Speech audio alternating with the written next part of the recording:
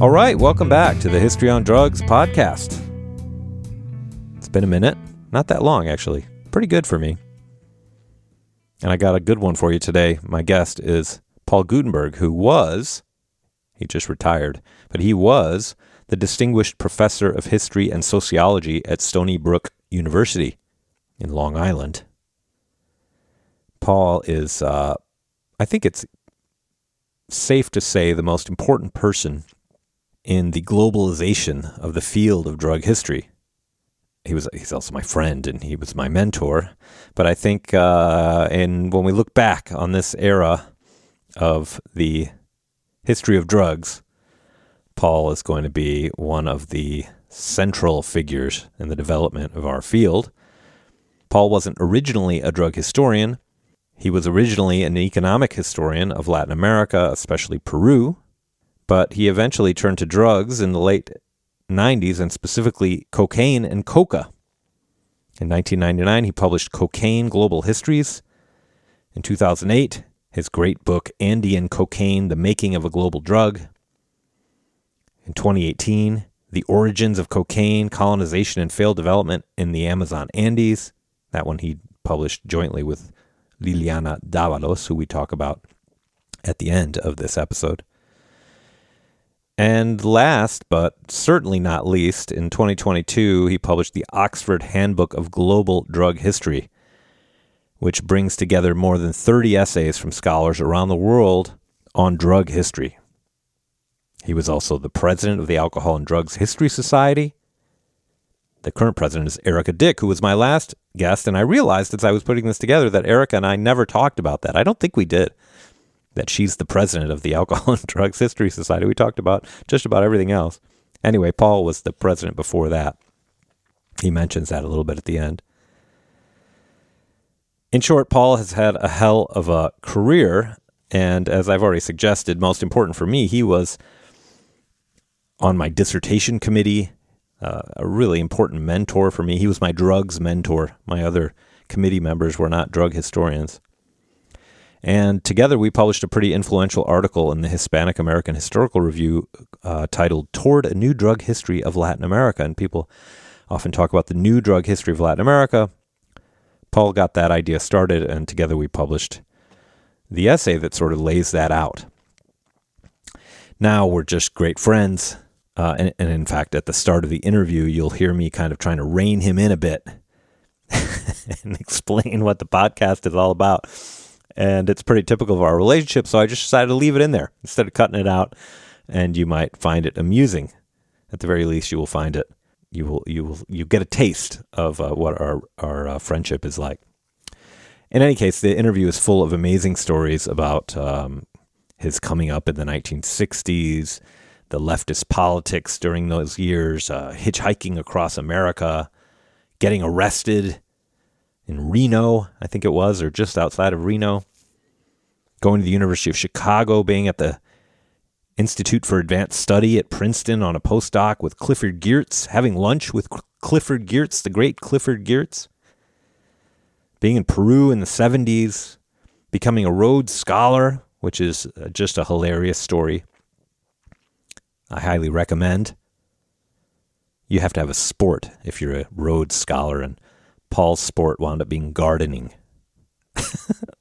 which is just amazing. I didn't know that story before he told it to me, which was kind of a surprise. Oh, I just dropped a bunch of papers, which was kind of a surprise. So I laughed really hard.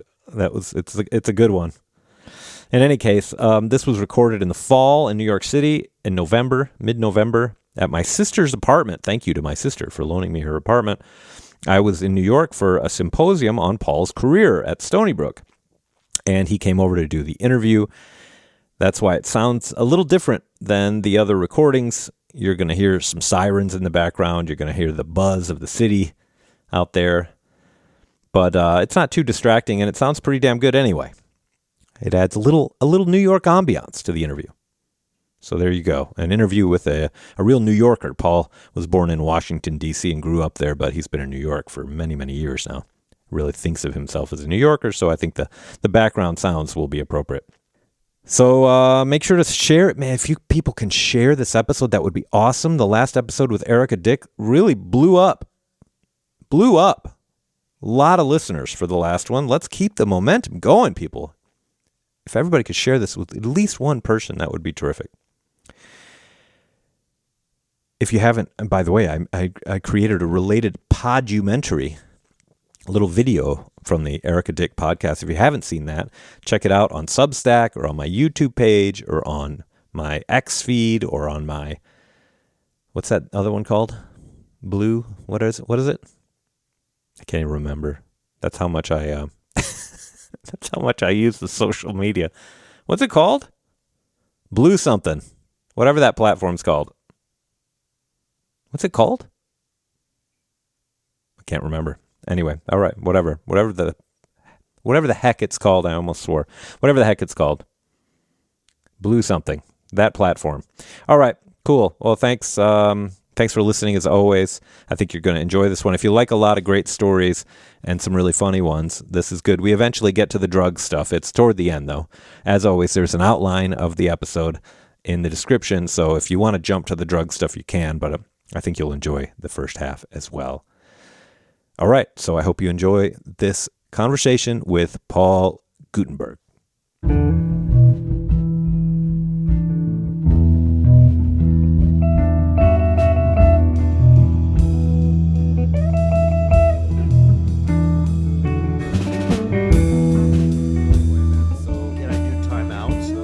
Yeah, I think, and then we roll it back and we erase it. Sure, if you want to, but here's the thing. Can I tell you about a weird experience I had? Yeah, but hold on. Let me just finish what I'm saying, then I want to hear your weird experience. So we can talk about whatever. This doesn't have to become a podcast if we don't want it to. So we could just start talking shit and then keep it for our own records. It's fine, and I can cut anything afterward. Anything. And but I don't trust you. You'll cut the good stuff. No, and nobody's going to hear it until you approve it. So I'll make a. Where'd you get all this fancy equipment? Let me finish. I'll make a light edit. Okay. I'll send it to you. You'll listen to it. You'll tell me what you want cut. Ugh, I hate listening to my own voice. All right. Anyway, okay. So tell me the funny story. I think it was going to be about that. In college, I had a radio interview with the inimical Studs Terkel.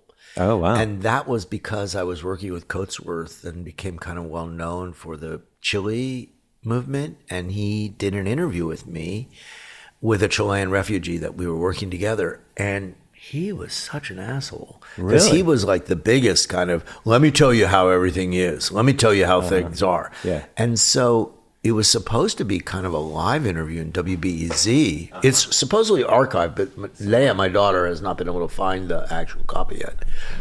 Because she's been working NPR stuff and radio. She's heavy in radio, you know. Yeah. Have I told you how smart she is? Yes, Yeah. I've heard. Anyway, Yeah. so Studs. So he said something. He said, "That's amazing." It was something about the banning of Chilean new song. It was one of these typical lefty type of topics. Yeah. And he said, "Unbelievable. I don't think there's ever in the history of the world or fascism been such to ban music." And I said, "Well, actually, Studs," and I was at the University of Chicago, you know, like, the Nazis banned high notes in Louis Armstrong's music because they did not want the Negro music sound to be blah, blah, blah, blah, blah, blah, blah. And he's stopped it, did the tape. Talking to Mike. No, this isn't going into Yeah, so it. why not? Go ahead. He stopped it. He was so annoyed that I had contradicted him. And he just stopped the tape and he cut it all out, and then we went on. Wow, really? Yeah. Oh my gosh. I can't remember what the detail was, but it was something about, they transposed down octaves of jazz because they wanted to ban it as Negro music. They wanted it to sound more white. Something like that. Wow, and he stopped it because there's no reason to stop it. You just He wanted to cut it out right. He wanted to cut the cancer out right there because this little whippersnapper from the University of Chicago had contradicted the great Studs. Yeah, well, you know, that's how you are. There won't be too much of that here, but a little bit. First of all, were you wound up going to the University of Chicago? You must have been a good student in high school, right? No. No? Exactly the opposite. And that's one of the threads in that story. Okay. When I went to high school, which was approximately, this will really date me. Yeah. This will precisely date me, actually, from 1969 to 1972. I came from a family that was heavily educated. Let me put it that way. Indeed, my father went to that evil institution. Which one? In Cambridge, Massachusetts. Oh, right. I've heard of it. Well, as a working class Jew who was recruited after the war. Okay. But in any case, I became a completely disorganized, anarchic, leftist, crazy countercultural person in high school. And even though I had gone into high school with a straight A average, I barely graduated because I just stopped caring after a while. I thought it was so boring. I was very active politically, anti-war stuff, and smoked a lot of pot, at least at first. So, no, I was a terrible student. And so, in fact, what I ended up doing, I really had no idea what I wanted to do after high school. And I had this very anti-higher education bias, actually. I was reading all that stuff like Somerville and all this kind of like Lang and all these kind of radical theorists. And I thought education was just indoctrination, like as Pink Floyd has proven. Sure. Later. So basically I did, without giving it a name, I had like a long gap period after high school. Oh. And I ended up moving to Boston with a girlfriend who was an artist, and she was going to the museum school. And we lived in Boston, and I was doing a bunch of shit jobs, and I slowly found my way into higher education. How many years did you do that? The gap thing? I guess 3. Okay. I did 1 in DC. I was working a lot of shit jobs, which is one of the things that began to convince me that I should go into academia eventually, because the idea of work was terrifying. That was exactly what happened to my oldest brother, who he was really smart, but he was a shitty student in high school, and then he decided to he was like, screw it, I'll just wash dishes. And he washed dishes at this like kind of shitty place in Kalamazoo called Russ's, and I think he did that for like 3 weeks, and he was like, maybe college is a good idea, actually. Well, it took me a few years to come to that conclusion. And so I started out, I did a little over a year at Boston University. We were still living in Boston. And what I discovered there, even though I thought the ambience of Boston University was like really low scale, like it was just, a lot of kind of kids from Long Island-y type thing. I discovered something that was like an epiphany. An epiphany is always a discovery, right? Yeah. Well, my epiphany, like almost immediately, was, wow, professors are real. This is real stuff. This is intellectually exciting. Kind of woke me up out of the anti-intellectualism that I had from high school. Yeah. Really strong anti-intellectualism. I mean, it was almost ideological. And like, for example, this guy's really famous, but I just happened to stumble upon in my first semester a course in political theory by this guy named Alasdair MacIntyre, who's like one of the major moral philosophers of the 20th century, and he was teaching there.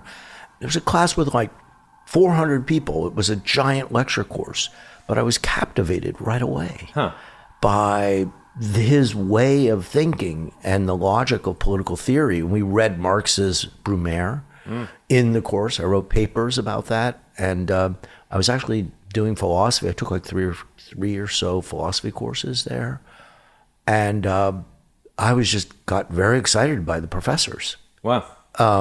Including some who later became important in my career, like Shane Hunt and Susan Eckstein, Latin Americanist. I took a course with them. To make a long story short, it sort of awakened that, wow, this intellectual stuff is real. I love it.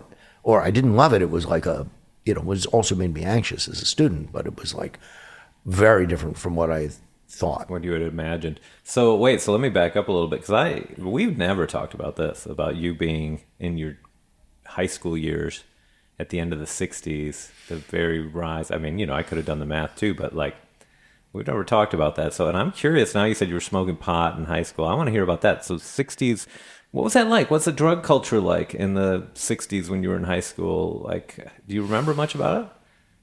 Well, I mean, I think it actually got more intense in the 70s, to tell you the truth, and that's what the statistics show. But we're talking about the Maryland suburbs where people are affluent and... what suburb where did you It grow was near Rockville. I grew up in a small town that's actually kind of a hippie intellectual enclave. Well, take out the hippie part, but then it was called Garrett Park. Okay. And that was a big influence on my life too, because the kids from Garrett Park were much more, let's put it this way, advanced. They all came with super high levels of cultural capital. There were a lot of communist families in the town. And that made this whole big new left scene in the town. And it was very different from the rest of the suburbs around there, with the exception of Tacoma Park, which was the sister town. So I grew up in this town where everybody was kind of liberal, lefty, intellectual, almost everybody. A lot of scientists from NIH. So you met people who were very accomplished already. Louis Hankey lived there for a while. Like a lot of writers and stuff. It was a small town near Rockville. Anyway, going back to your question about the drug culture. Oh, wait, let me ask you, what did your parents do? My dad had a very checkered type of long career. He was a working class kid from Brooklyn, went in the Army. GI Bill took him to Harvard. He went to graduate school. He was a very good student. He was ABD in political theory, very progressive-y. But in the end, he moves to D.C., has an art gallery, which is an interesting thing, where he's helping this school of arts called the Washington School Colorists. It's a fucking shame he didn't get more of their paintings, because they're worth millions now. Oh, wow. But I got a couple posters. That's it from my dad's. And anyway, he ends up going into the federal government because he was like a real Kennedy era New Deal type, kind of left of the New Deal. But there were a lot of these New Yorker types in the DC area who were part of this more, like they thought, my father was weird. He was the only social democrat in the entire United States. And he was very conscious about that. He was always lecturing me about that.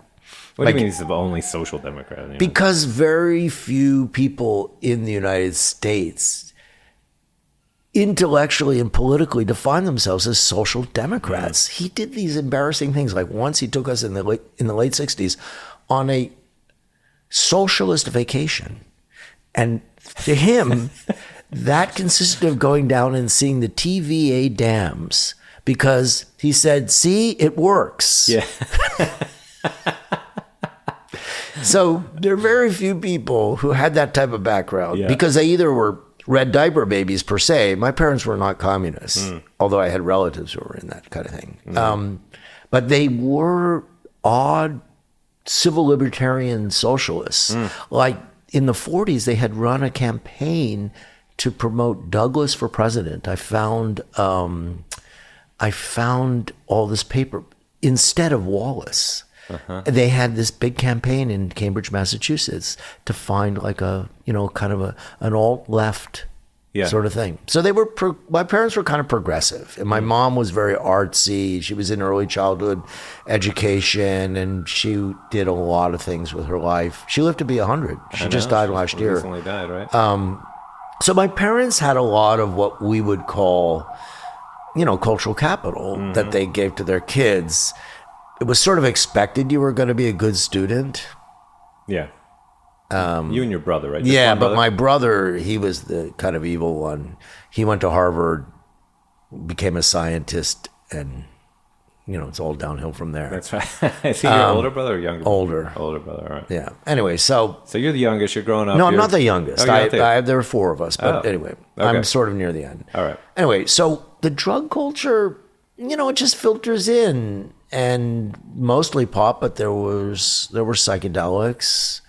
There was psilocybin, there was LSD. I did some of that stuff in like 10th grade. But I kind of grew out of it. Like with pot, I found after a while that instead of it being eye-opening for me, it was kind of made me a little depressed or a little paranoid. So it was self-regulating. So I never really became a big pothead. Some of my friends really did. They smoked pot for the rest of their life. I took a long break from it.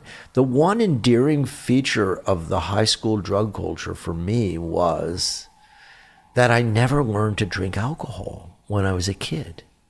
Because if you smoked pot, you didn't drink beer, especially back when beer was just Bud. Right.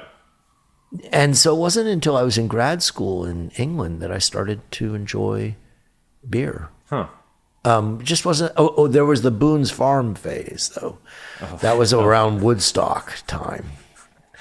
And that's a phase for you, or that's a general phase? I think it was a general phase that Boone's Farm. Somebody should write like a small cultural history of Boone's Farm, which was this horrible, I've had horrible wines made of like, they were apple, strawberry. They were horrid. Yeah.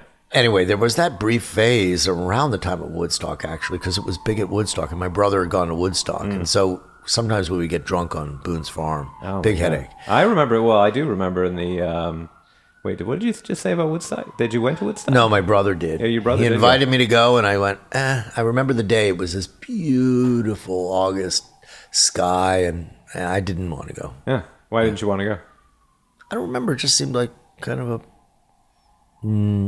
I didn't know much about it, and he went with his girlfriend, and they had a great time. Did you regret it? Oh, of course. Yeah. But I saw the movie and the record. Anyway, going back to your question of what I was like, I and a small group of friends who were the kind of intellectual crowd in our high school, some continued to excel academically and became like scientists and blah, blah.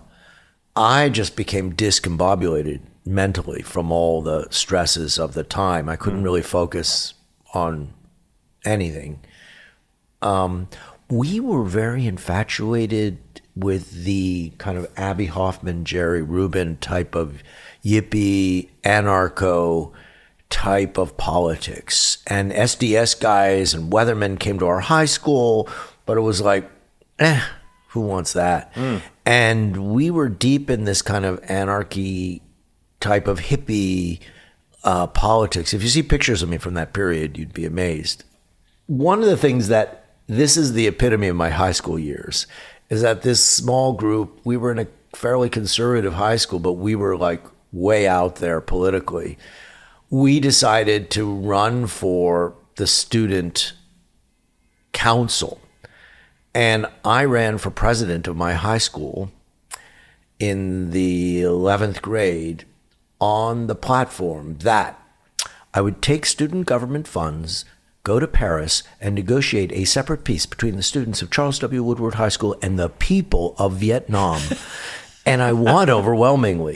It wasn't but there was a whole, like, you should have seen this whole platform of the vice president, and Tory Dunn was the secretary. Like, we were the most hippie, and we won overwhelmingly with this whole straight student body. So the administration didn't know what the hell to do with us. It wasn't completely original, because that line had come from this guy, I forgot his name, who'd run for sheriff of Montgomery County on kind of a legalize everything and end the war platform. And so local papers wrote up about this Reds in the high schools. That was us. That was you guys. Yeah. That's great. So, but I'm still proud of that. Yeah. But that was that kind of Abby Hoffman kind of politics of the absurd. Mm-hmm. And we knew it was absurd. We knew what we were doing was absurd. Right. And it was very influenced by, talk about another thing, something that from the drug culture that was highly influential. And I've noticed that there's a couple of books about it now, was Firesign Theater. Ah. Yeah. Tell Do you me about remember that. them? What? I know. I knew you were going to say what as soon as I said, but yeah, no. Tell me about it. You don't know who Firesign Theater was? I mean, I think I've heard of it, but I don't know it. But I thought you had vinyl. Yeah. You always see Fireside Theaters. The first 4 or 5, they were like a stoner, like on the air They were brilliant. They were these, I guess, 4 guys from Seattle who made these records. Wait for the Electrician. I forgot the name. The first 3 or 4 albums were just stunningly brilliant. And they were kind of like theater for stoners. So you would get stoned and listen to it, and they would transport you to these absurd worlds that were like 30s radio. Yeah. But made for stoners. Oh, that sounds great. But didn't you remember that Bill Clinton admitted that he was a fan, and that was one of the signs that he must have. Yeah. Yeah. And then they made I don't know, they must have made 10 records in the end, but they nobody listened to the later ones. But these first 3 or 4, now when you're going through bins and you see them. Yeah. Now, do you remember, so I always teach about this, in the 60s, psychedelics and weed, they, were symbolic of the counterculture, of the left, it was a political statement to take these drugs as much as it was an act in order to expand your consciousness or whatever. Yeah. Do you remember that sense at the time? Yeah. Yeah, totally. But it got more complicated in a few years because people like me and other people, when I became part of the college left, there was this counter-puritanical vision that drugs were a distraction. Sure. And not a working class thing, and you had to be more sober and things like that. So there was this counter kind of Marxy, because I had a brief stage as a college Marxist too. That was at BU or at Chicago? No, Chicago. Okay. Well, it started at BU, but yeah. So going back to what happened. So I have this epiphany, and I'm getting myself organized, and my brain is coming back after high school. So I decided I still don't understand how. Part was his girlfriend, who I was actually breaking up with. She transferred to the Art Institute of Chicago. We're still quite good friends, by the way. Oh. So we're like family. And somehow I heard about the University of Chicago. So in my mind, I had this very bizarre idea that what I need to do is go to a place where there are more intense left-wing intellectual college students like me and be part of this conversation. And for some reason, the only 2 places that I ever heard of that were like that in my mind were University of Chicago, which wasn't a particularly left-wing place, but those people did exist there. Yeah. But I knew it was intellectual. I don't know how I knew that. And Berkeley, but I don't think I even applied to Berkeley. And I had a lot of high school friends who had gone to places like Antioch. That was like the hippie left kind of thing. So I applied to University of Chicago. I got in. I go out to Chicago. I think I hitchhiked from Boston to check it out. And I'm walking around, and I remember exactly where I was. It's called Wiebold Hall. My daughter still walks those halls now because she's a student there. And I'm listening to a conversation come out of a small seminar room, and it's about Pancho Villa and Zapata and all that. And I went, whoa, I'm coming here. Really? And I still suspect, because it wasn't Friedrich Katz, that it was Coatsworth giving a seminar. John Coatsworth. Yeah, about and so there was this synchronicity that was insane. So I moved out to Chicago, and I started that summer catching up with the Corps, and I don't know, it gets very complicated after that. I became as my later high school girlfriend called me, that I was the most Leninist student ever. I just focused, all I wanted to do was study. And I did very well as a student at the University of Chicago. I met that tiny little left. I did meet those people. There were only 12 of us. Yeah. They belonged to DSOC mainly. What is now Democratic Socialists of America. Oh, okay. There were a bunch of, there were competing sects and stuff like that. Yeah. But we were the intellectual left. We weren't these culty, we weren't Trotskyists. We weren't the Spartacists. They were the enemy. Yeah. Or some people were in the, what was it called? Socialist Youth Party, SYP. Okay. Roger Horowitz was in that. He's also a professor now. Okay.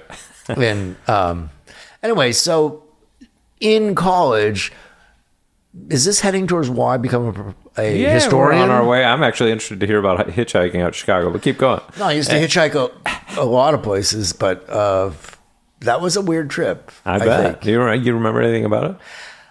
I remember one detail which is really strange, which is I got picked up outside of Cleveland, which is a place I know now rather well because my son is in college forever there now at Case. But I had no idea what Cleveland was. And I get picked up outside on the highway by this kind of 20s African-American guy. And he drives in and gives me this tour of Cleveland or something like that. But the main thing was that he was gay, which was something that was like new in those times. And he wanted to like find out whether, you know, and I said, no, thanks. Yeah. And that was it. Yeah. And then he brought me back out to the highway and that was it. There was no hard feelings. Oh, there you go. You got a nice tour though. Yeah. Anyway, that hitchhiking used to be an adventure before it became, I have so many hitchhiking adventures from high school. Yeah. I kept on getting arrested as a hitchhiker out west. Really? Yeah. Why? I mean, why because would you get illegal. arrested? It was illegal? I thought it was in many illegal. states it was illegal. So I went to jail once in Nevada. That's quite a story. Oh, let's hear it. What? No, but that's rolling back. That's all to right. high school. Who gives a shit? Go back. Okay. In the year after high school, I had this girlfriend. We'll call her Janet. All right. That's actually her name. Okay. She's an artist in Barcelona now. Oh, wow. Nice. Anyway, we came up with this plot to run away from home. But it was not necessary by Case because I was already emancipated. And my parents were very liberal, so it didn't matter what I did at home. Yeah. What do you mean emancipated? Just that your parents were... Yeah, I was 18. Okay. Oh, I haven't told you about the story about my growing pot, though, and that got me into trouble. Oh, let's get... All right, All that's right. Anyway, next story. First I story, thought you wanted to getting know all arrested. this intellectual stuff. I do, but we'll get there. Anyway, so Janet and I plotted to run away from home because she had to run away because especially her mother was this crazy racist Israeli who was like, like always like this crazy gibberish, like watch out for those Arabs, they'll kill you in your sleep, like kind of thing. Like she had really gone off the deep end. Of course, now she'd fit in perfectly. Yeah. She'd get it appointed to the administration. Right. Anyway, so we, quote, ran away from home, but it was really just a big, long road trip because we were discovered by the time we got to New York, and then we went to Boston, we went to Nova Scotia, we were hitchhiking the whole way, and it was great. We went to Montreal. Did we go? We hitchhiked all the way out to Vancouver. Wow. Or maybe we took a train part of the way, because I do remember the train ride. The trains were cheap across Canada. Mm-hmm. So it was like a cross-country thing. And then from Vancouver, we hitchhiked, we did the Olympic Peninsula. I had a great adventure. We hiked in the Olympic Peninsula. Then we hitchhiked down to San Francisco. And we hit the Haight when the Haight is in its decline.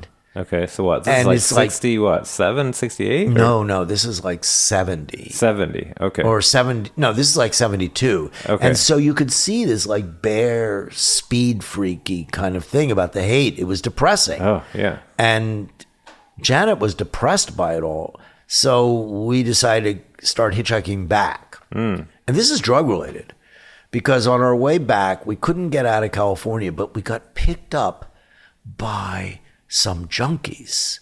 You'd always have these adventures. They were really amiable, but there was a man and a woman, they were junkies, and they were on a road trip to go cold turkey. And so they picked us up, and they were going to Reno, Nevada. And they said, "Want to come?" "Yeah, sure."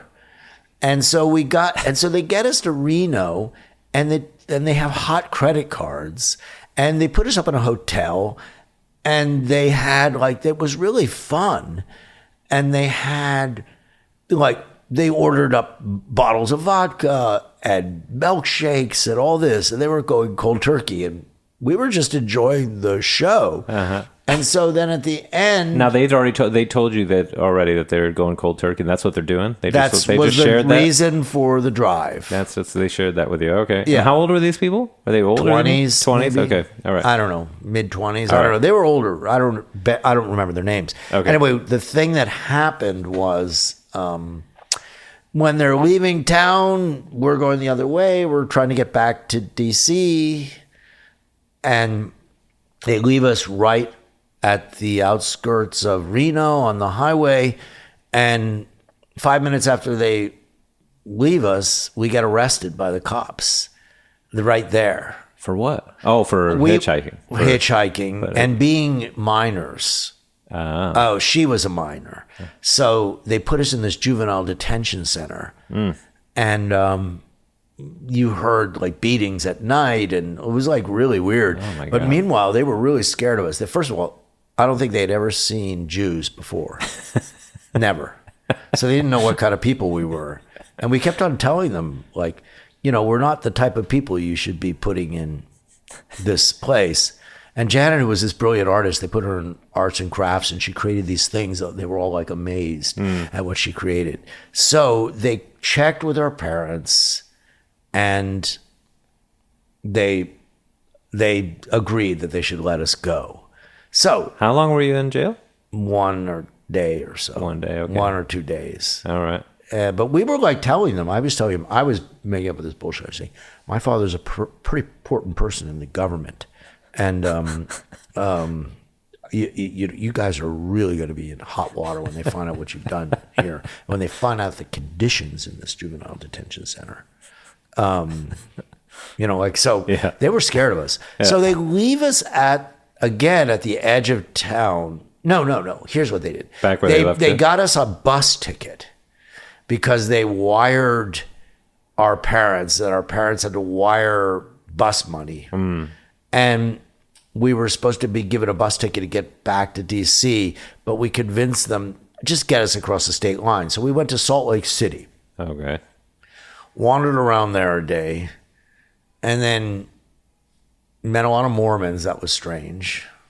Again, it was freakish being a Jew in the West. Like they were like, looked at us and they were like, so you're the chosen people. We're with you. It was like really weird. Salt Lake City was so strange.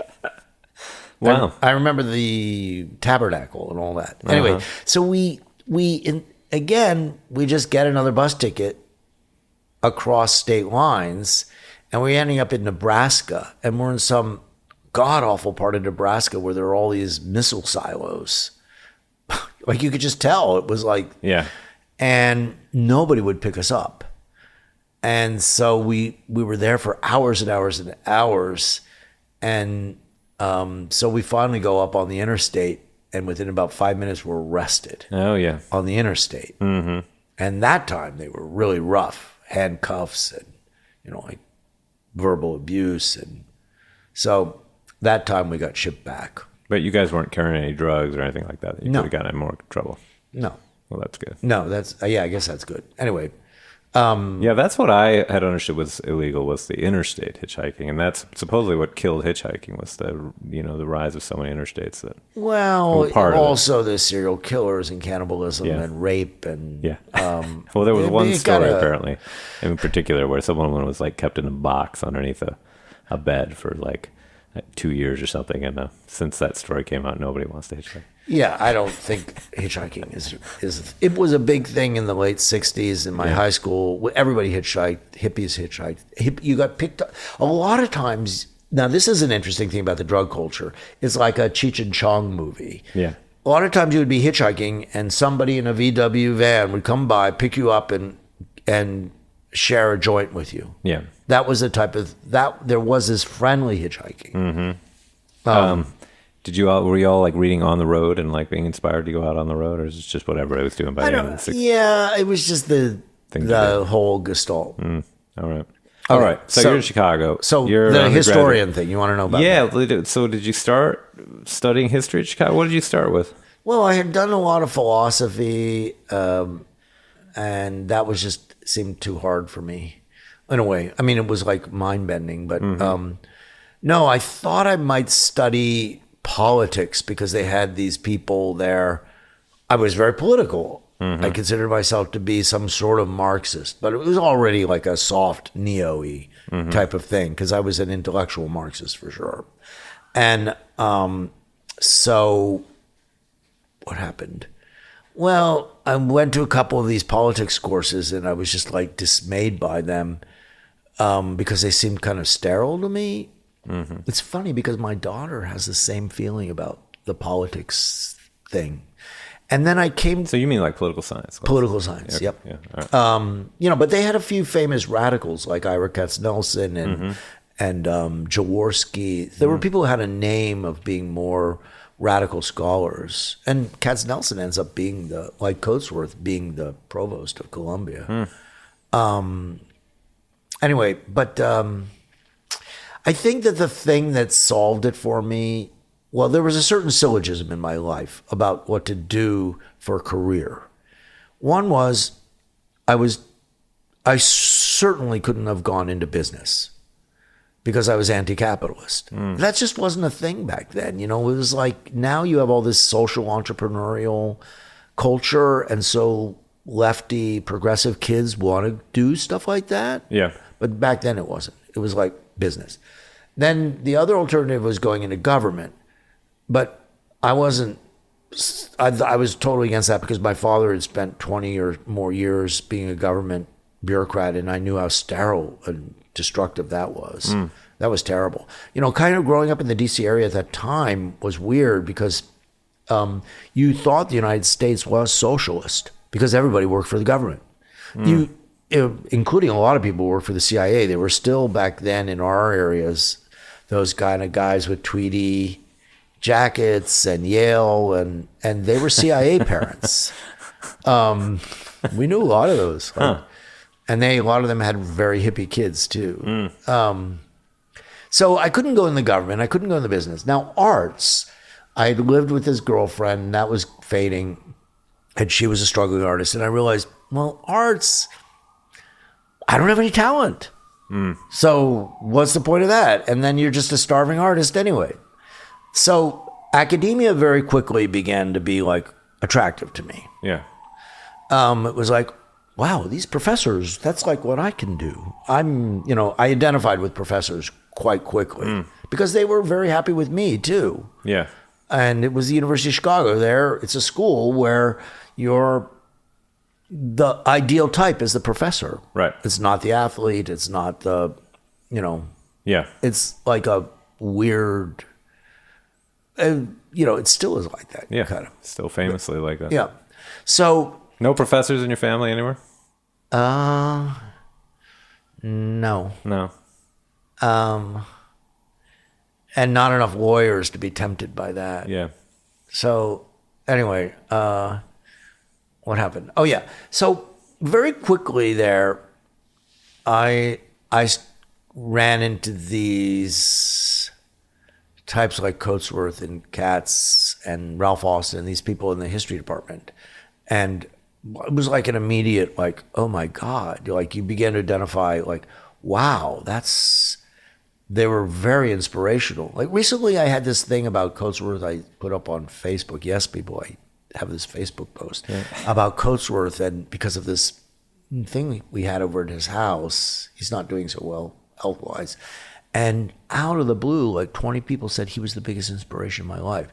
In my case, it really was true. It was like, and the thing that clinched it for me about being a historian was I was already moving out of this stage of thinking, like, okay, I know I'm a lefty, and I know I'm an intellectual, kind of. I know that sounds pretentious to say in a microphone. Yeah.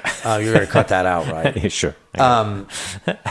But what happens, like, if you're in politics or philosophy or something, sociology or something, and you have to, like, glob yourself onto one theory?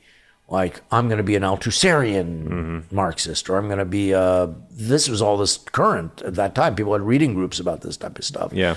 Poulancis, and I realized theory is ephemeral.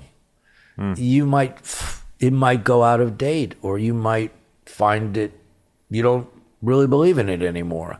But history was striking to me, because with history, you could blend in and bring in abstract ideas and concepts and theories at will. Sure. And it would always be kind of tempered by evidence and, the archival thing. So immediately I was converted to the idea of history, because it just seems so much more flexible and real to me than these more theory-driven fields. And I'm glad I made that. And it must be something weirdly genetic, but my daughter is studying social sciences at that same godforsaken great university. She recently, she's majoring in anthropology, but her justification for it is exactly the same. And it's like, wow, that must be genetic or something. You remember the first history class you took there, or anything particularly I audited Latin American Civ, which was a famous sequence that was taught by Coatsworth, Katz, and this dude named Bentley Duncan. Bentley Duncan was a Brazilianist who never published anything, but he was quite a character. He was their colonialist for a while, long time. And that was really interesting to me. But I was already interested in Latin America, because the whole thing of the Latin American left, the mystique of that, Chile and, Central America was about almost coming on to, but it was the 70s. Yeah. What year did you start at Chicago? 75 or 76. Oh, okay. All right. Yeah. Anyway. Yeah. And also the fumes of the 60s were still around there, because Chicago was like a huge place for the left. And the 68 convention, and then the Weathermen, and that university produced all those people like Bernadette Dorn, who were all then expelled. And the guy who got Obama in trouble, Ayers, they were all University of Chicago types, because it was this driven austerity leftists, white leftists. It produced people like that. Bernie Sanders was there too, of course, in the early 60s. Oh, he did? I didn't actually know that. Yeah. Well, he wasn't a good student. The dean actually asked him to leave. Really? He decided to continue on. He was stubborn. He just asked him to leave, didn't kick him out. You're not very academic, because he was so involved in civil rights. That was all he cared about. Yeah. Anyway, so I took that, but then I also took the African history sequence, and I became quite enamored by this guy named Ralph Austen, who recently died. It's so sad. Who was an African economic historian. Now, he did not define himself as a Marxist, but he was an economic historian who was open to all these kind of French anthropological ideas, and he was a great teacher. Peter Novick, I took courses with him, the guy who wrote what was it called? The Impossible Dream. I took a whole course where we just analyzed capital with some political economist guy. Were you interested in that in advance, or do these classes get you interested in? Yeah, maybe because you end up becoming an economic historian for our audience. No, yeah. No. I knew, look, I had these buzzwords already in my head. Political economy. Yeah. Because my brother had been an SDS type, and he was studying bio, blah, blah, and becomes a doctor, but he was like constantly talking about political economy. And he was a member of IRPI. Have you ever heard of IRPI? No, what is IRPI? Union of Radical Political Economists. Oh, okay. And so then I met, I don't want to go, I hope this doesn't get heard by her, but I had this Marxist girlfriend in college too.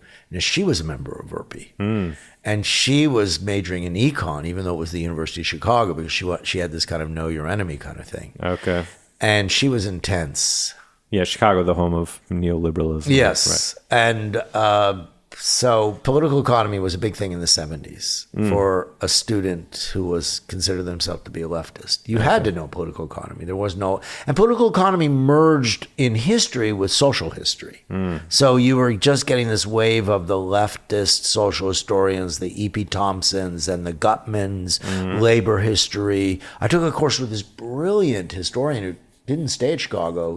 He wasn't even that, I think he didn't even have a tenure track named McGowan. All of us, the lefty crowd, we all took these 2 or 3 courses with McGowan on Marxist history of the United States. And he was a Southern historian, and it was so intense. reading, and he was tough too. You had to read like 10 monographs in a quarter, Oh not my a God. semester. I can't get my students to read a book nowadays. Well, things have changed. Yeah. Okay. So I read Du Bois, and we were like, it was very intense. Yeah. My roommate at that time, who lives here in New York, we're still in touch, Rob Sauté. Or should I use real names? Or should I use a nom de guerre or something? No, his real name. He was more of a slacker stoner type in college, but he was also part of this Marxian crowd. There were a number of us. A guy named Kinsey, who's a very important figure in electronic media today. Yeah. We were a group. Yeah. And so when did you realize you maybe want to go to graduate school? Maybe want to try to become that was just by the time I was a junior, the professors were already harassing me about that or mentioning that as a possibility. Yes. saying you've got the potential to do this, and would you think about Coatsworth? Coatsworth kind of semi-adopted me too. I don't know what it was. He only had a daughter, and he liked I was like his favorite student or something for a while, and this is as an undergraduate I'm talking about, and he was always giving me advice. I did a BA thesis there, which turned into be this 100-page monstrosity about 19th century Peru. That's how I got into Peru. And I got involved with John about the Chile Committee and solidarity movements. We hung out outside of school with his lefty family and his community activism, because he always believed that you should be involved in these larger causes. Yeah. Anyway, so it just began to be obvious that I should go to grad school. To me, did you apply anywhere else besides Chicago? no, I didn't. You don't know the You story. didn't even apply then? No. No, I did not apply to Chicago. You don't. I know you probably forgot this, but. And I really don't want to talk about this on a podcast per se, but that's fine. Cut it out. You tell me. You can cut it out. Yeah, I can cut whatever. I shockingly won in my senior year a Rhodes Scholarship. Oh yeah, you don't want to talk about that? Well, it's so weird. Whenever I mention that I was a Rhodes Scholar, people always go, "What? You? What was your sport? You couldn't have been a Rhodes Scholar." Anyway, it happened. You did have to have a sport, though, right? That wasn't a joke. No. Here's what happened. Okay, so come on, tell the story. All right, the story of the Rhodes Scholarship. The story of the Rhodes Scholarship is kind of complicated. It's funny too. It's a great anecdote. All right, hold on. I'm getting some more water. You can keep talking though if you want. All right, so the reason I got interested in the Rhodes, should I tell you all the dirty down details of it? Yeah, tell the whole thing. All right, so I got interested in it because I was interested in political economy. Okay.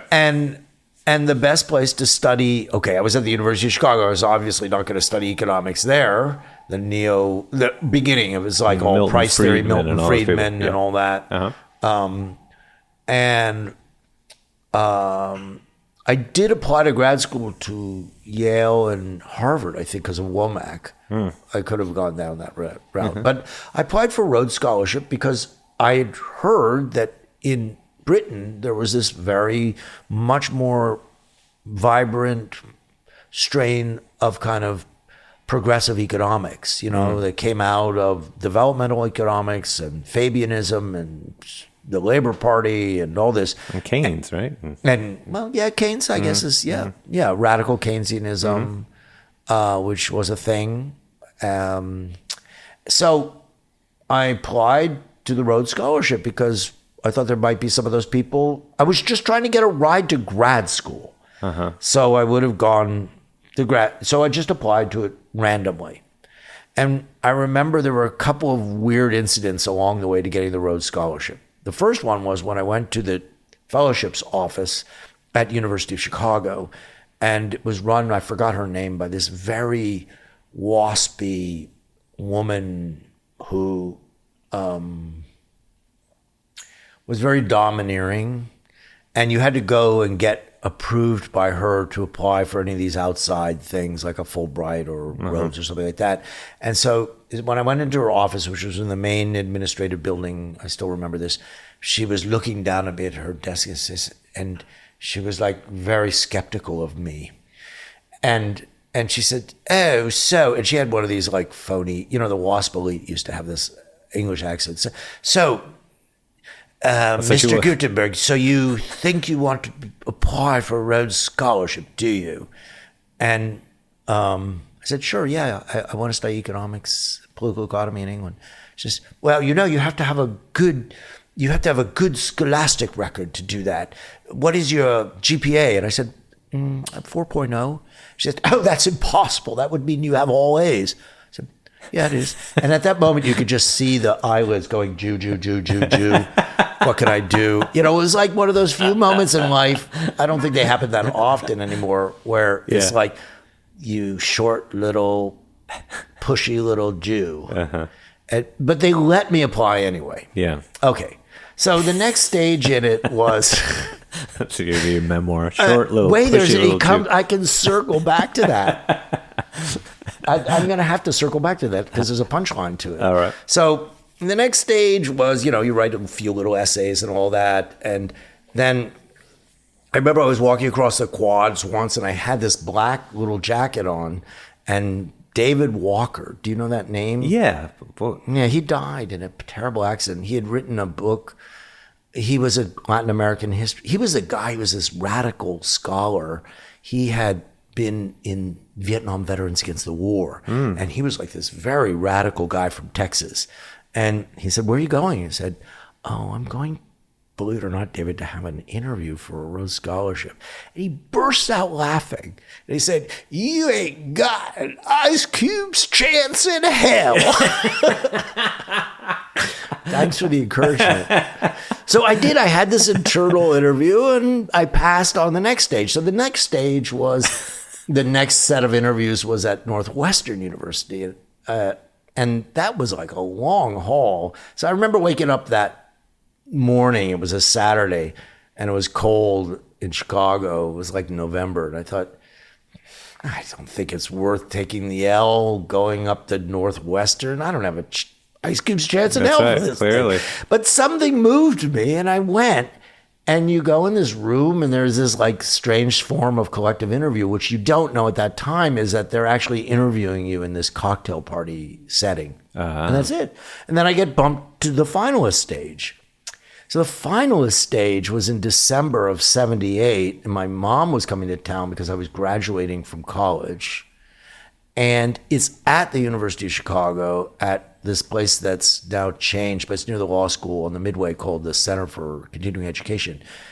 And me and this, I'll just go ahead of the story a little bit. There was something with the Rhodes Scholarship those years. Remember, it was post-Vietnam. Mm-hmm.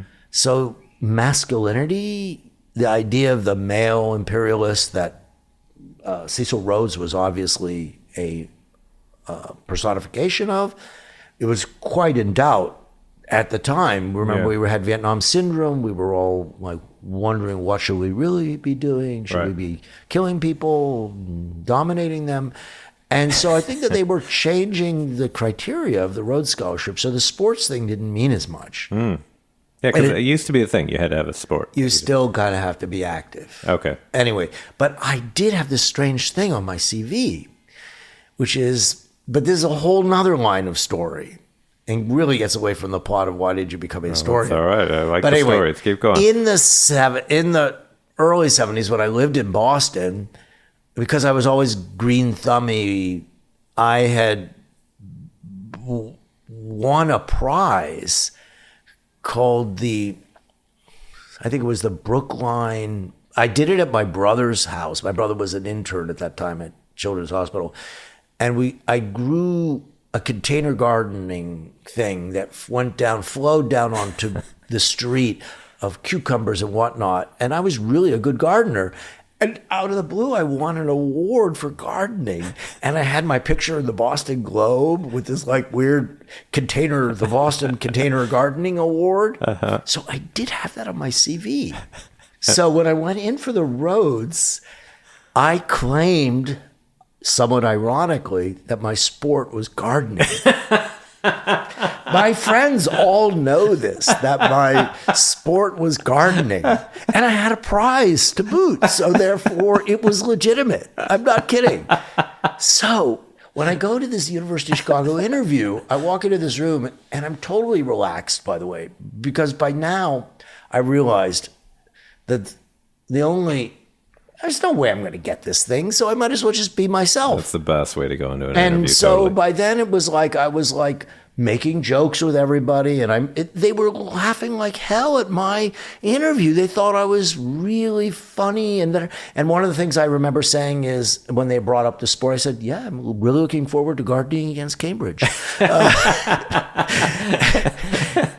But I promoted myself as if somebody was interested in human rights and political economy, and this is one of the reasons why I wanted to go to Oxford and represent the blah, blah, blah. So what they do is they bring this group out into the lobby, and they tell you immediately who's the winner. Oh, my God. And there were 4 winners, and you immediately saw that the 4 winners were the most offbeat lefty people in the whole room. Oh. Because that committee was stacked somehow. They were looking for a different type of Rhodes Scholar. So I'm still friends with all of them. One of them now holds a chair at the University of Michigan in environmental sustainability law. Huh? Another one is a huge figure in kind of Chicano literary studies at the University of Texas. Another one became a kind of a big, he was influenced by Trotsky and then Foucault, political theorist of the left, a postmodern political theorist. And me.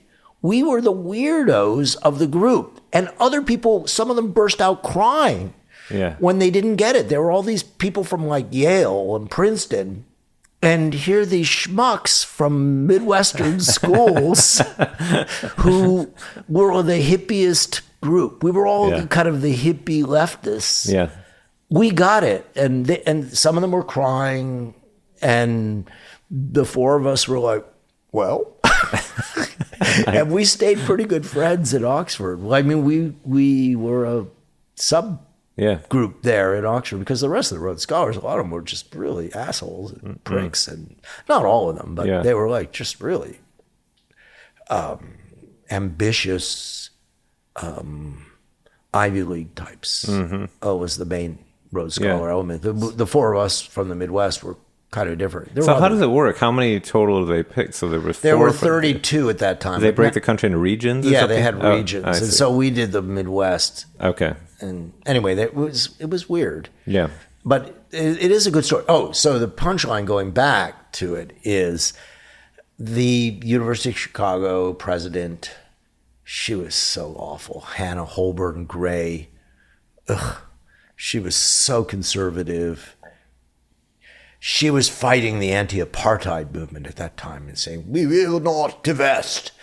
And so basically having a Rhodes Scholarship meant that I could become a spokesperson for divestment, that I renounced Cecil Rhodes in the school newspaper. I was like writing editorials. But the guy who was her assistant was an ex-Rhodes Scholar. And he was also very much in the closet gay guy. So he was like very marginalized even at University of Chicago, because you got to remember back then being gay was a big liability still. Totally. Yeah.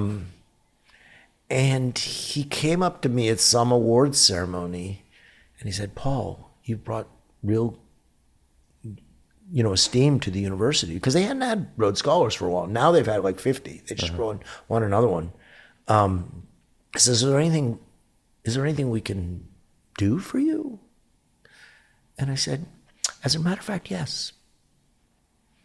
You know that lady in the fellowships office? She should be fired. Yeah. And that's what happened. No way. Really? No, they demoted her to something else. Yeah. Wow. There you go. I mean, I told him that she had dissuaded me from applying. Yeah. And he understood right away, maybe because of his own marginality issue that he was facing too. Yeah. Yeah. Mm-hmm. Anyway, so that was wow. And I ended up, my Rhodes experience ended up being pretty good, because kind of knew what I was doing, and I went to St. Anthony's College, which is the graduate international studies center, and it was a fantastic group of people from all over the world, no British people, practically, lots of Latin Americans, and I immediately was accepted to study with Rosemary Thorp, who was exactly the type of economist that I was interested in. Yeah. And she was interested in Peru. She wrote the big economic history of Peru. And she was just fantastic to work with. Oh, well, that's great. So it turned out to be a good thing. Was that 2 years? Yeah, I was there for 2 years. Okay. Yeah. And then later I went back to Chicago, which in some ways I regret. I wish I'd maybe gone somewhere else because it was kind of depressing to go back. Yeah. But I did get to work with Coatsworth and Katz. That's just pretty good. Yeah. Yeah. But it did turn out, I got that kind of broader political economy view. And I did study some history there with some of the oddball historians. But I knew I was going to be a historian still. I wasn't going to become an economist. Right. Yeah. So, okay. So, did you know, so you were already interested in Peru, or Yes. was it that Rosemary Thorp? No, I was. That's why, because I wrote a thesis. Oh, you wrote your at thesis. You totally said University that. of Chicago. Yeah. Mm-hmm. And the only reason I chose Peru was because everybody there was doing Mexico. So I wanted to be different. You know what's funny is I got into the drugs thing. I started getting interested in doing Mexico because in the 90s, it seemed like everybody was only interested in cocaine, which meant they were interested in the Andes, in the literature that existed. Oh. And Well, there was only me, though, wasn't well, it? no, among historians, but even if you read all the stuff that was coming out, from other fields, and there was all this obsession with cocaine because that was the thing of the moment because everything was really present.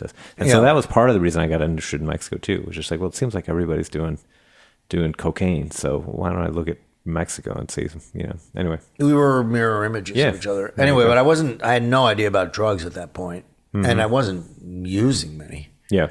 I mean, occasionally in England, people would bring out these, what were they called? Their joints were called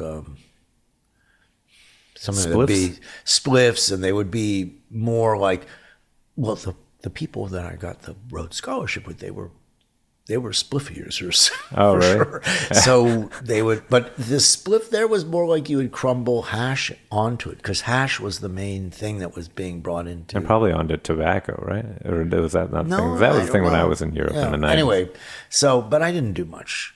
I wish I had done more, but anyway, anyway, so Peru, I was interested because I wrote this 100-and-something page dry dissertation that was very Coatsworthian undergraduate dissertation, which got honors in history.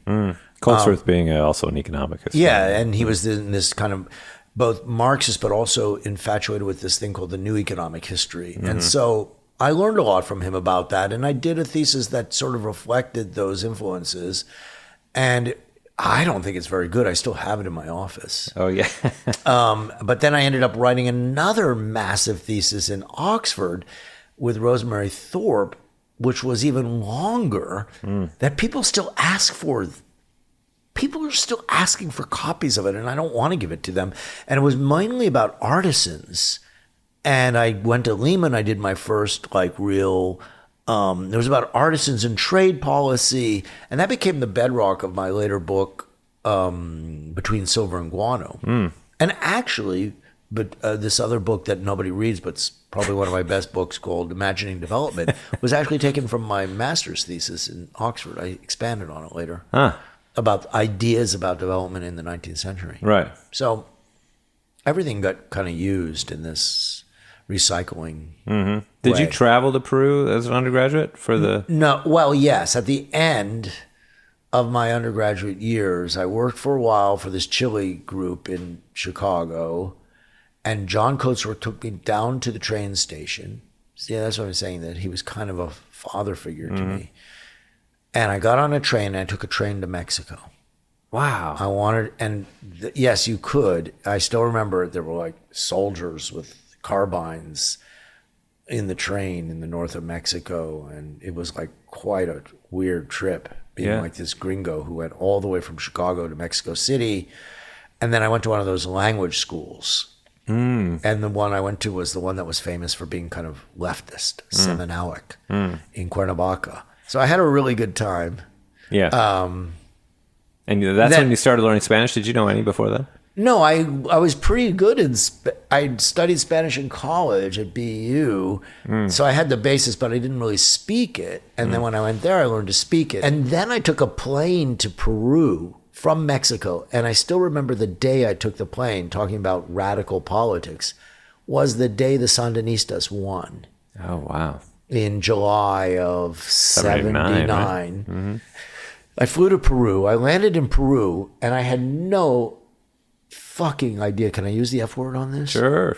Whatever word you want. Idea what I was doing there, because I landed in the middle of a general strike because Peru was falling apart in the 70s. It was the end of the whole Velasco and Bermudez period. And so I go to the center of town. They don't call it the Zocalo, they call it the Plaza de Armas. And I'm in this terrible Eurotrash hotel. And there's like fighting in the streets, tear gas, these water cannons, they were called rochaburuses, that were chasing people down. This place is wild. This is crazy. What am I doing here? Because I was interested to know the academic environment there. Yeah. And instead, it's like, oh my God. And so I had the phone number of a contact there, and it was this kind of family, somebody who had been at the University of Chicago, but the rest of their family was there.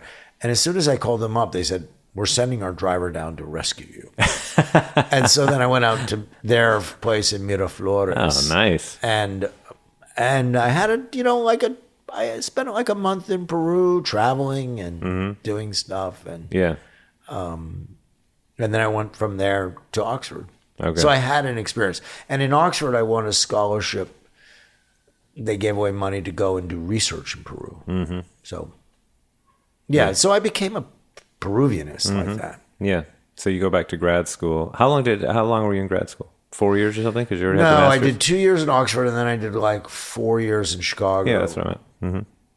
All right. And I won a Fulbright in SSRC, and I went back to Peru, which I found rather depressing, to tell you the truth.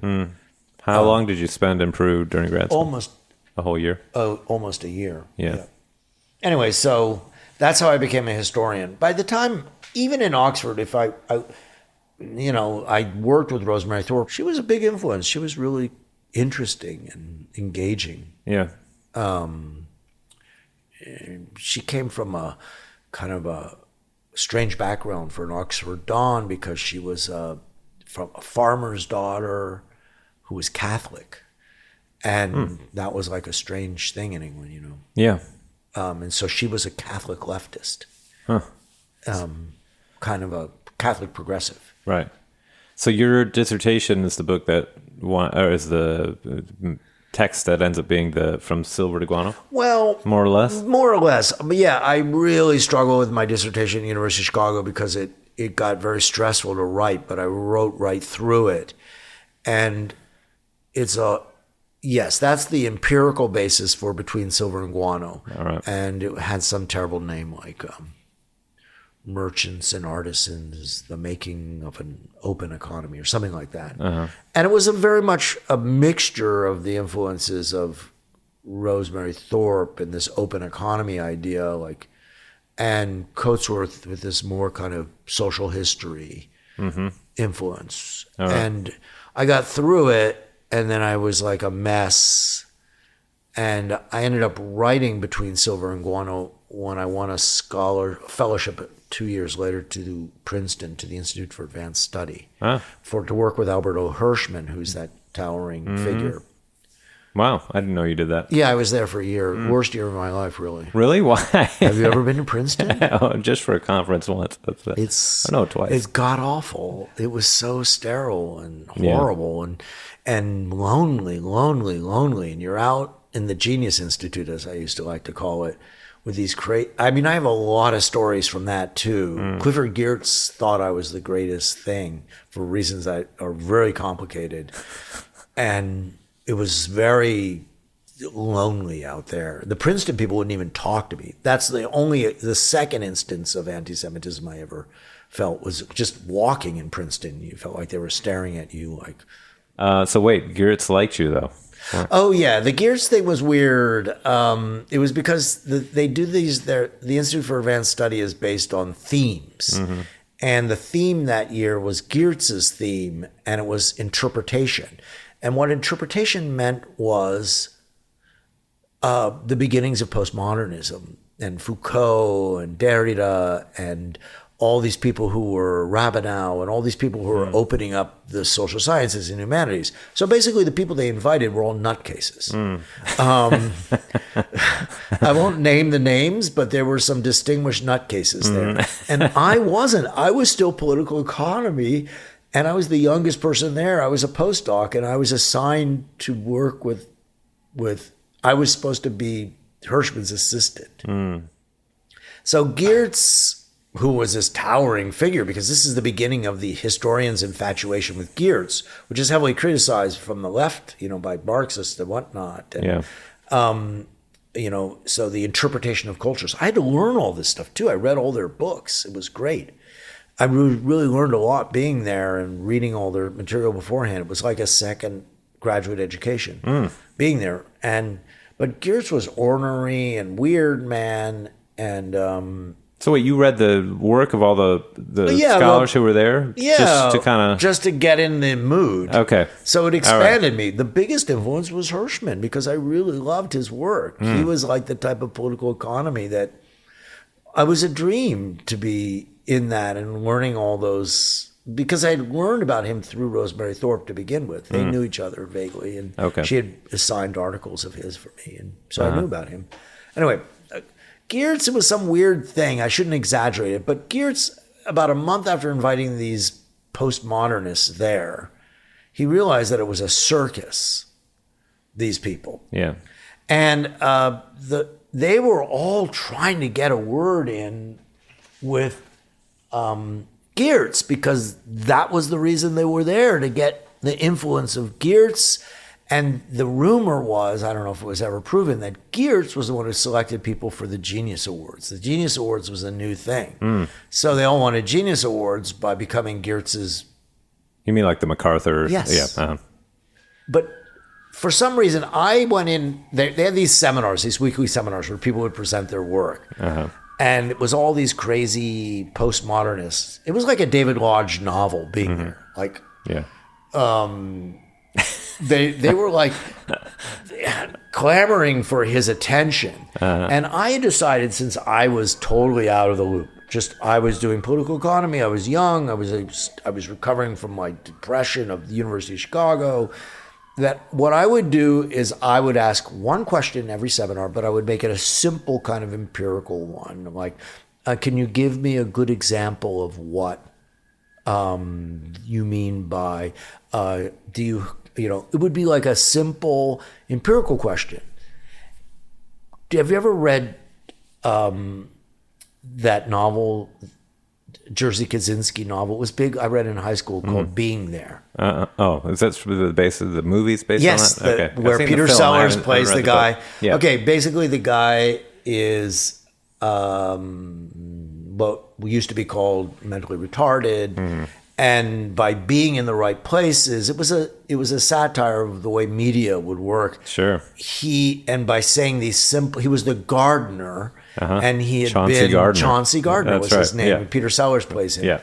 And just by wandering around and saying something simple, these people in the kind of East Coast power elite adopt him as his spokesperson. Yeah.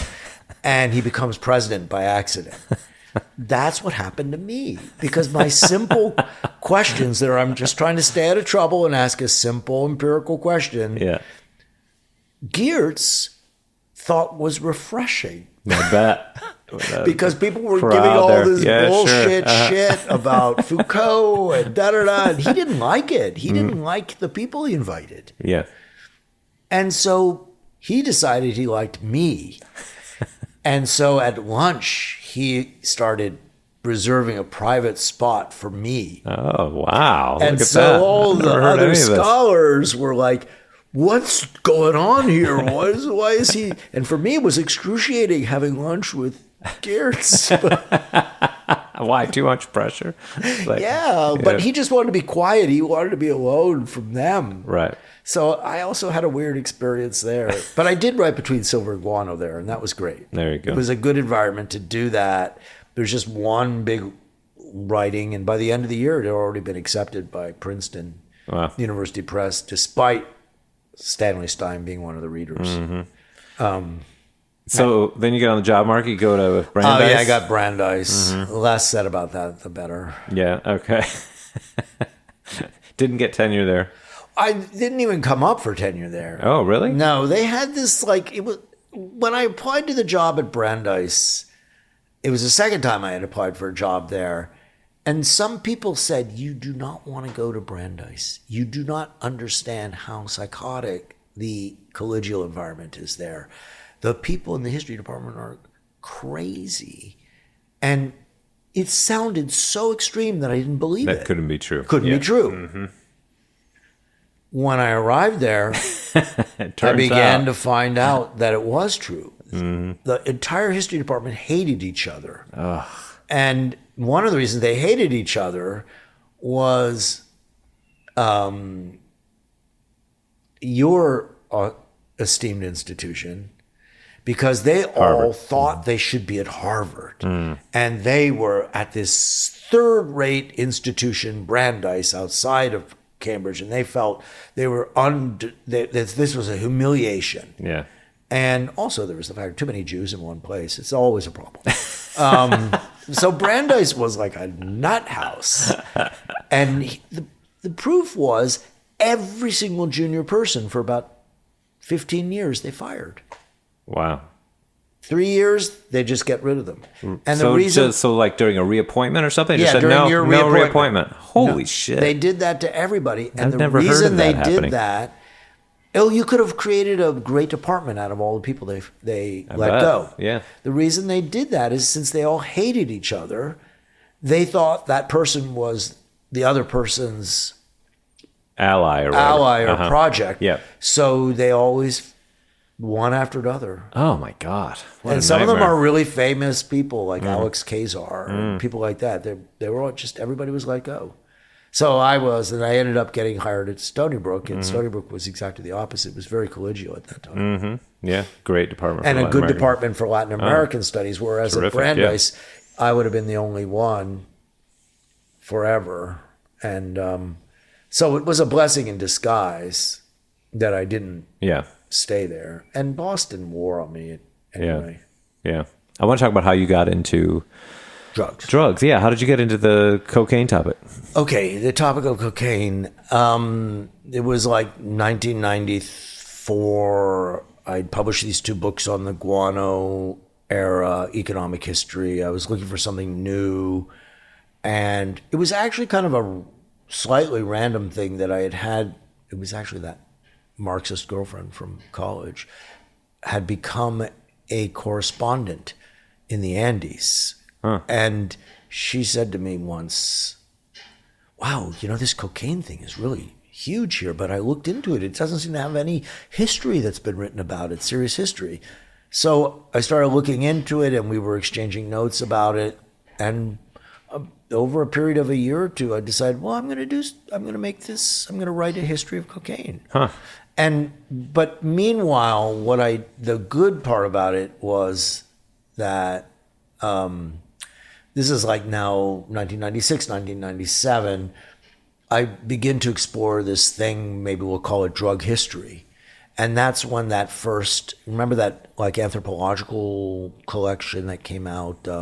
Consuming Habits, maybe? Consuming Habits. Yeah. And so there's a new kind of movement in drug history that's moving it. And I wrote about this really in that the Oxford intro handbook, like the historiography of this. It's in the mid-90s that there's this turn to drugs as commodities, drugs as cultural phenomena, drugs as cross-cultural phenomena, very heavily influenced by the apoteri, social life of things, but also ethnobotanical influences. And so there's emerging this thing of more professional drug history. People are doing archival research. I think it's kind of important that Courtwright and Barrage are kind of leaders in the field, the Anglo-American field of doing heavy-duty archival research and getting away from drug history. Before that had been kind of a dilettantish thing of like doctors and journalists and maybe sociologists, but not people who were trained historians. Yeah. Very hard few. to find Very few.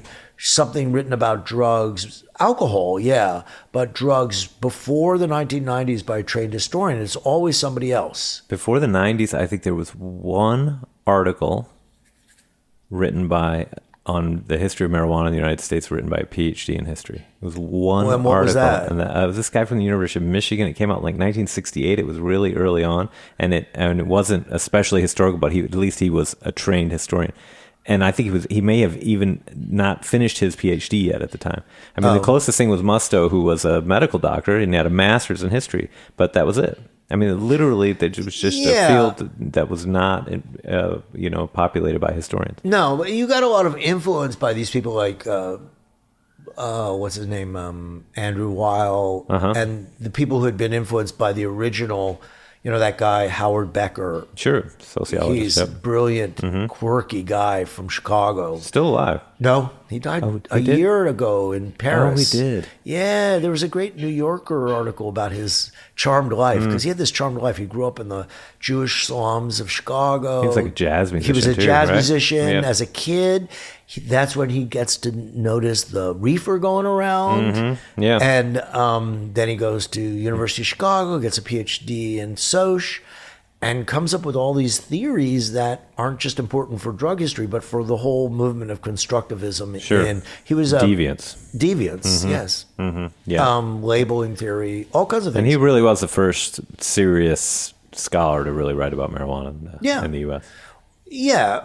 Well, then you have all the kind of Linda Smithy type traditions of legal scholars who get interested in this stuff. But mainly about opiates. Mainly about opiates, yeah. Yeah. Anyway, so the 90s were a really interesting period. I dove into that.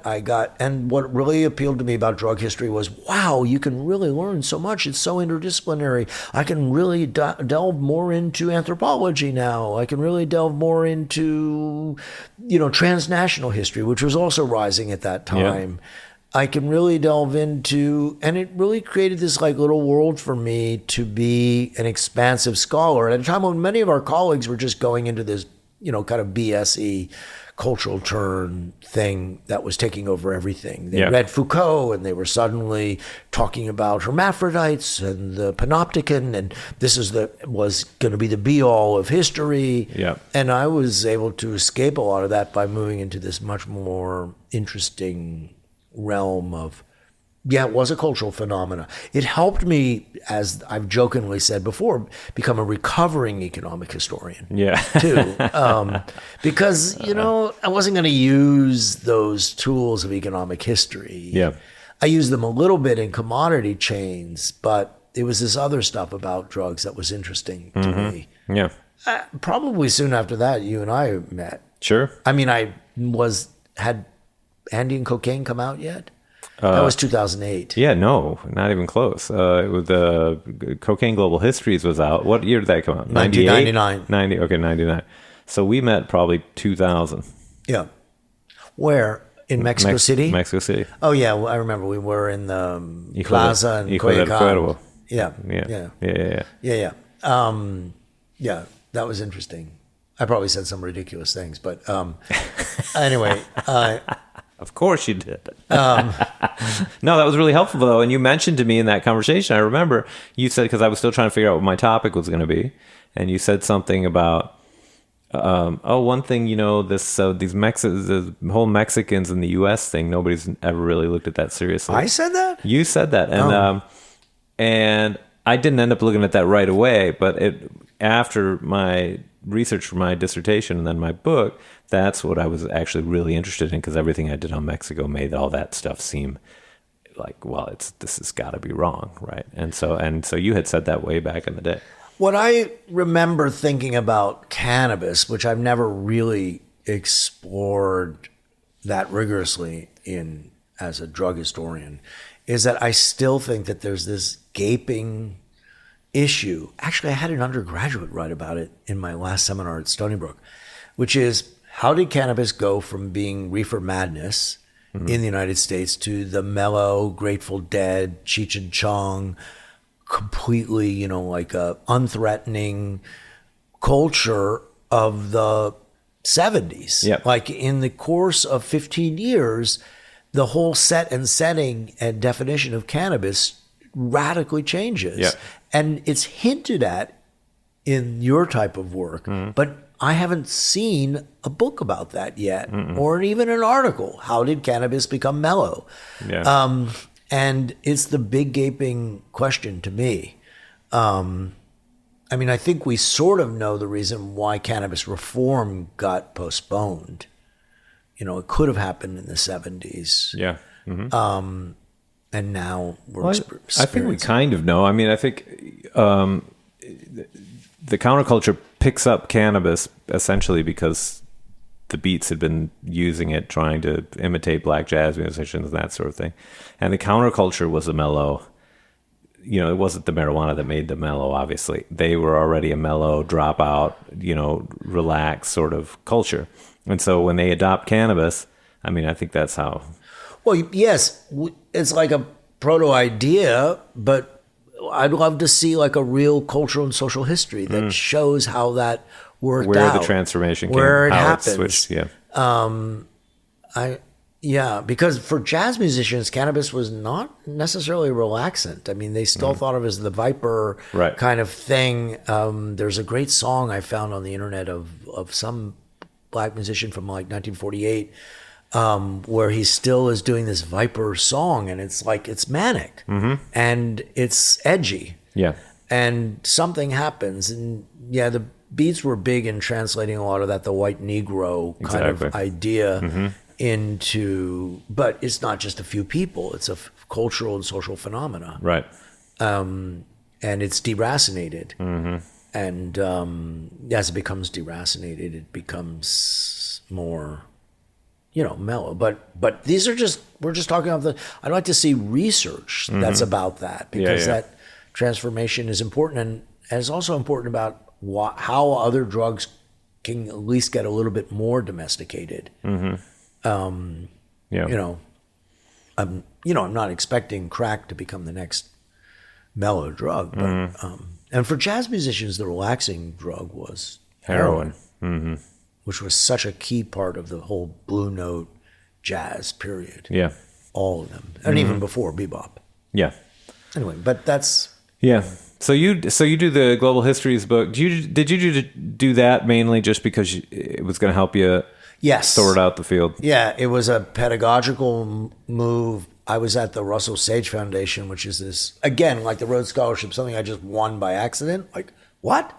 They give me this grant, and you could have a conference, and I was getting into cocaine and doing cocaine archival research everywhere I could in the New York Academy of Medicine, in the National Archives, in Peru a little bit.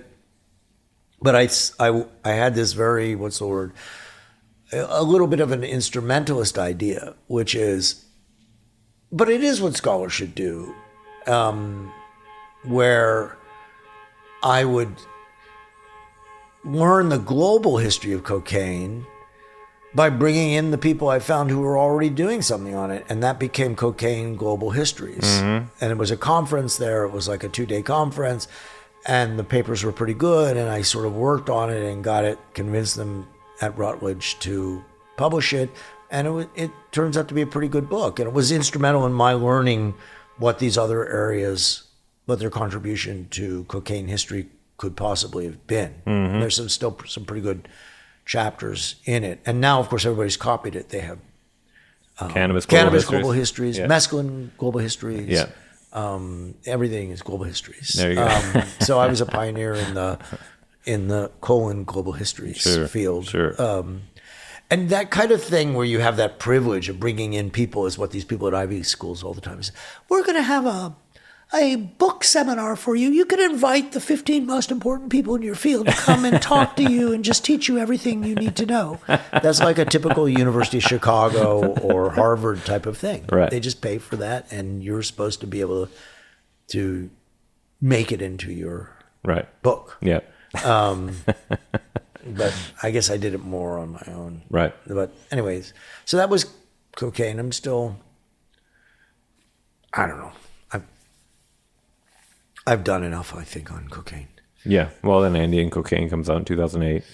Oh, yes. And then an unsung book is the one I did with my colleague, Liliana Davalos, called The Origins of Cocaine. Yeah, I think that one's really important. And I know, but nobody reads it because it's a little obscure. But it has a key idea in it. Yeah.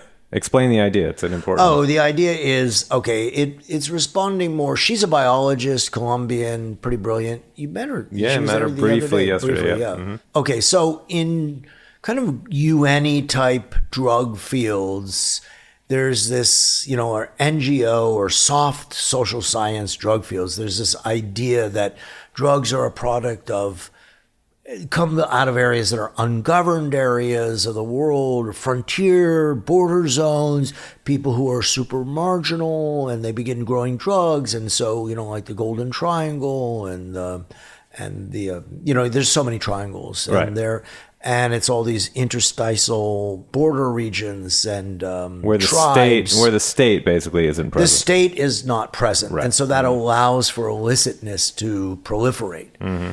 And that's sort of the standard theory. But when I was researching Peru, this is a great story because the two of us happened to be colleagues at the same university, and we came at it from a totally different angle. You and Liliana. And Liliana Davalos. Yeah. And when I was researching Peru, and this was an idea that became very evident, is that the Huallaga Valley, where it all began in Peru, was actually this booming developmental region in the 60s. And 70s, that when it falls apart becomes the cocaine region that feeds the Colombian so-called cartels and that these people are kind of the peasants who go into cocaine aren't marginal. They're kind of refugees of this modernization idea. So I had this idea for a while. Well, we should compare these refugees of modernization in Bolivia. That would have been the Chapare, parts of Colombia that I didn't quite understand, and see what sense there is to it. Meanwhile, I have this colleague, and she's this uber smart biologist from Colombia, not the university, Colombia, the country, who works on bats and DNA and reptiles and forests, and just a crazy range of things. She's an ecologist.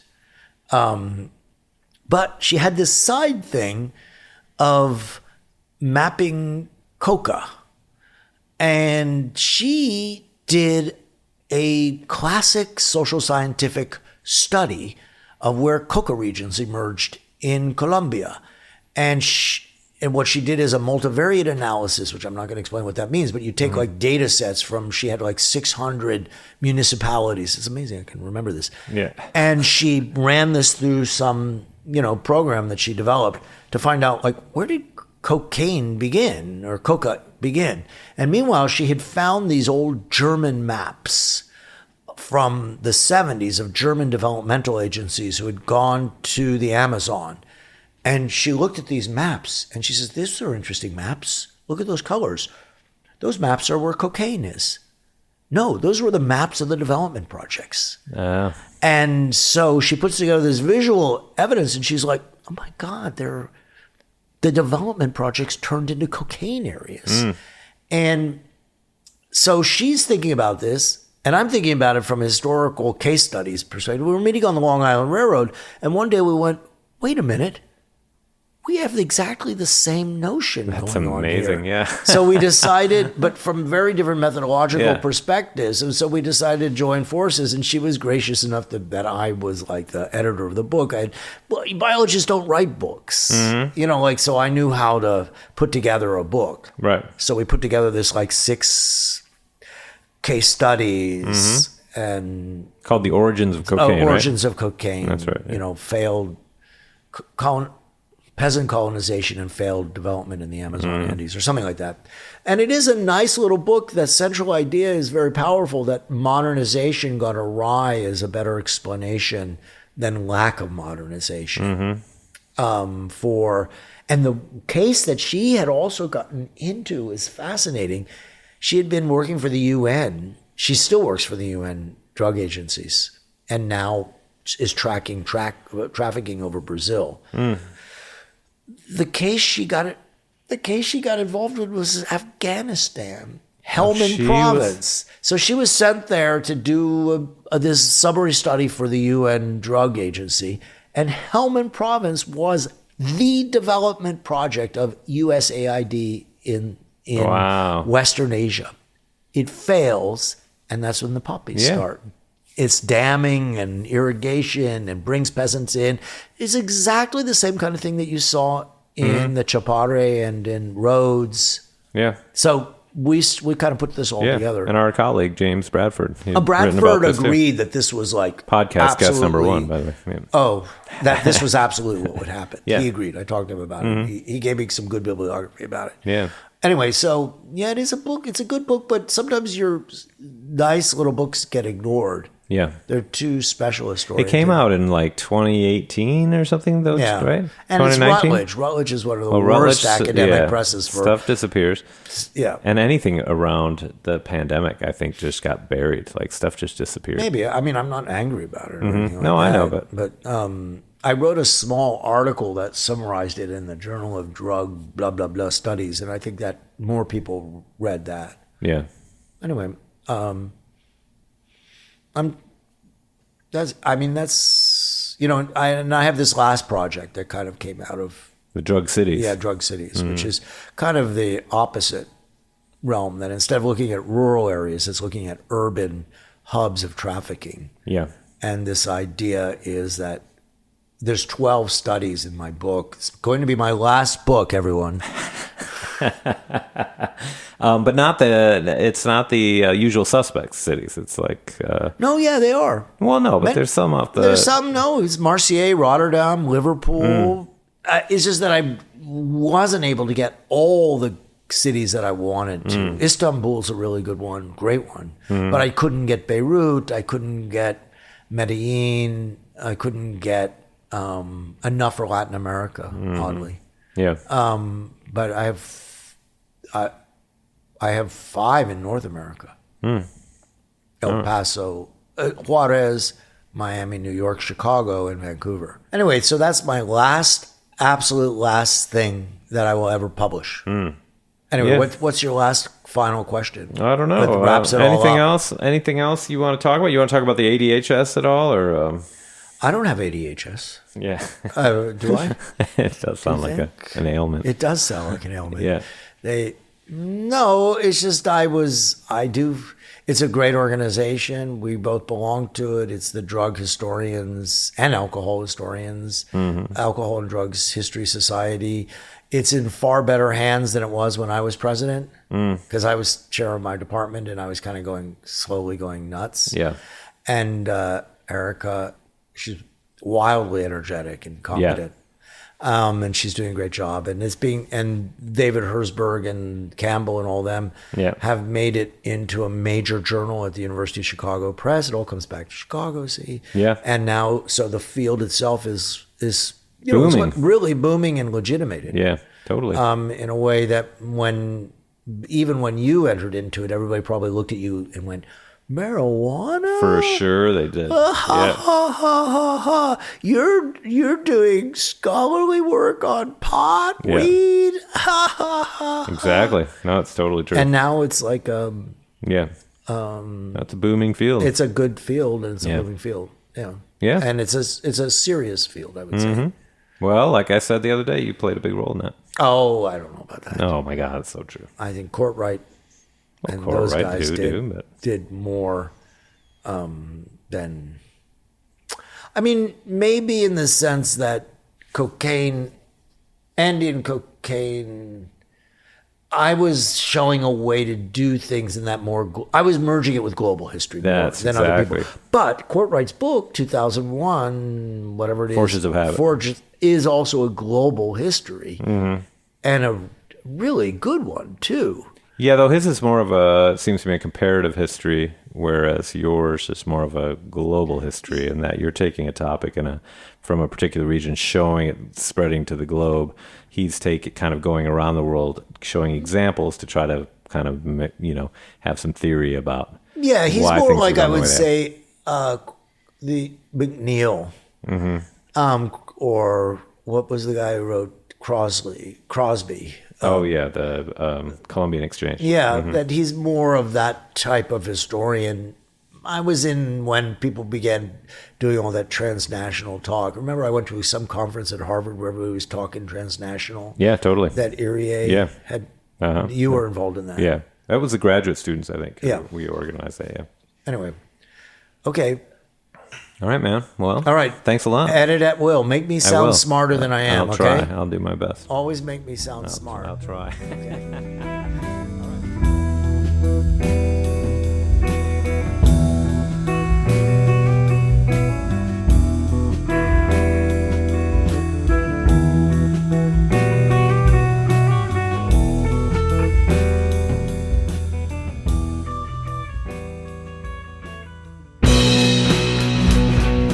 All right, there you go. That was my conversation with Paul Gootenberg back in November. It was a lot of fun. It was really fun. Some of the best ones of these are when I get to talk to an old friend and ask them questions about their whole life. And I learned a bunch of stuff, including the whole thing about gardening and the Rhodes Scholarship. I did not know that story. So, pretty good. Thanks to Paul for coming on. Thanks to my sister for loaning us her apartment. And thanks to you for listening. If you've gotten this far, you've really listened. Thanks so much. I really appreciate it. Please share. Share this. Send this out on your social media thing. I realize now what the social media thing is called. It's called Blue Sky. I knew it was blue something. How come everything is blue? Have you wondered about that? Here in Cincinnati, we've got Blue Oven Bakery. They make amazing bread. There's that coffee company, Blue Bottle. There's some food delivery thing called Blue something. What's the deal with blue? Why is blue good? Blue's supposed to be bad. Anyway, whatever. Blue Sky, that's what it was called. You can find my podumentary there that I made about Erica Dick's episode, which I almost called a broadcast. Erica Dick's episode, which was pretty good. The podumentary, if I may say so myself. You should check it out. If you want some visual, check that out. Anyway, thanks a lot. Appreciate you listening and sharing and all that crap. It's not crap. Please share. And we'll be back sometime soon with another episode. Another one recorded in New York City. So until then, I hope you enjoy the late spring moving into summer. And we'll see you soon back here. Bye-bye.